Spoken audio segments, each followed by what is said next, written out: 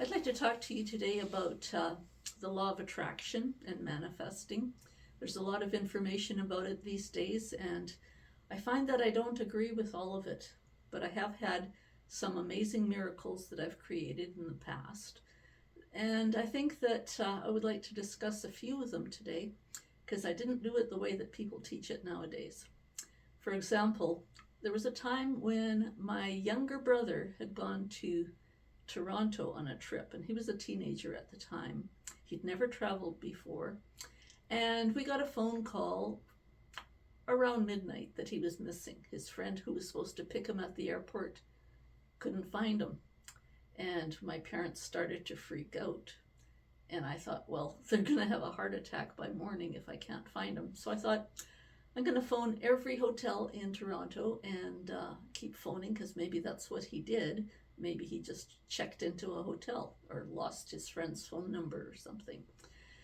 So I started to think, where is he? Where is he? And I decided to focus my mental energy very, very strongly on finding him right away so that my parents wouldn't freak out.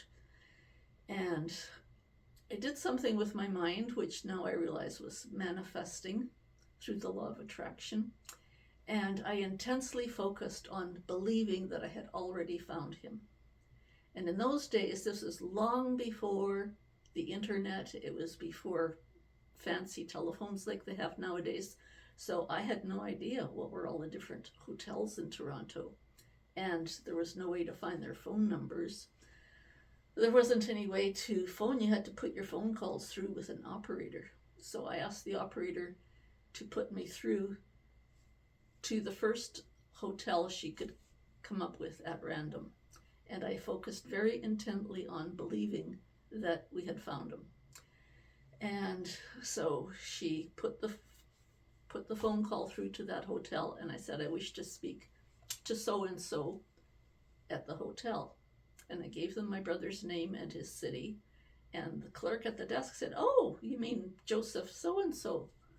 And I said, yes, that's the one. It was my very first phone call to the first hotel, and that is exactly where my brother was staying. It was a totally random phone call put through by the operator.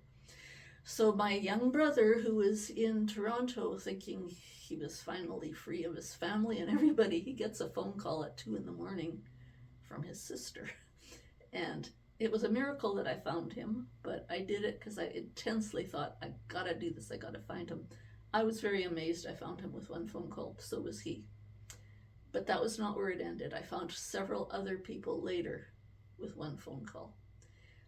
There was a time when my friend Robbie wanted to find his good friend that he'd lost track of, and her last name was Johnson, and he didn't know where she was living. She'd lived in 3 different cities. She'd lived in LA, she'd lived in Montreal. He didn't know where she was any longer. And I once again said, I'll find her for you.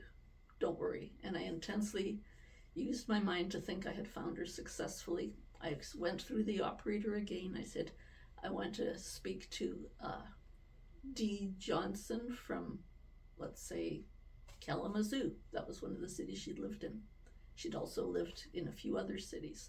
But that was the one I picked at random after deciding that I was going to find this person. And so the operator put her through the very first phone call. It was, out of all of the people in the world in North America named Johnson, I found her with the first phone call.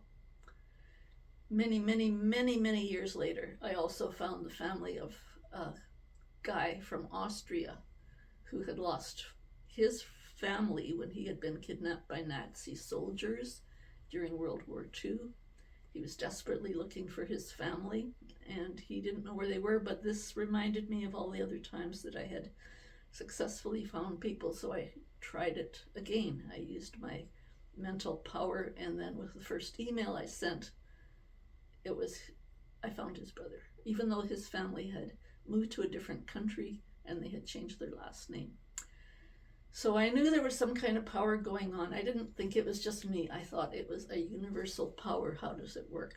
So then I started investigating the law of attraction, and I started reading, and I was kind of actually upset and turned off by a lot of the law of attraction stuff I read, because it was all about, oh, be happy all the time, be optimistic, be sweet, be cheerful, and then you'll get all your good things coming to you. And I thought, I've manifested way tougher things than this, and I was not happy. I was actually depressed much of the time.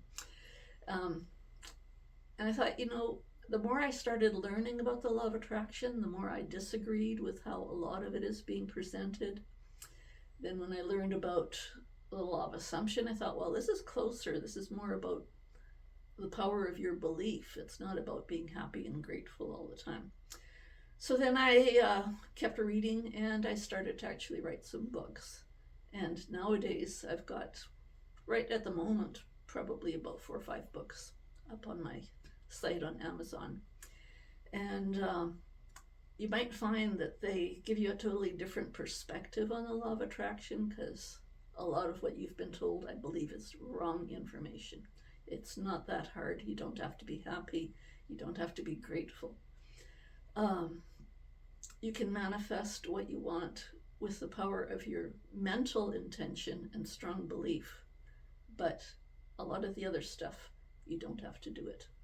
You can manifest successfully with a very easy method. So look up my books online. Thanks.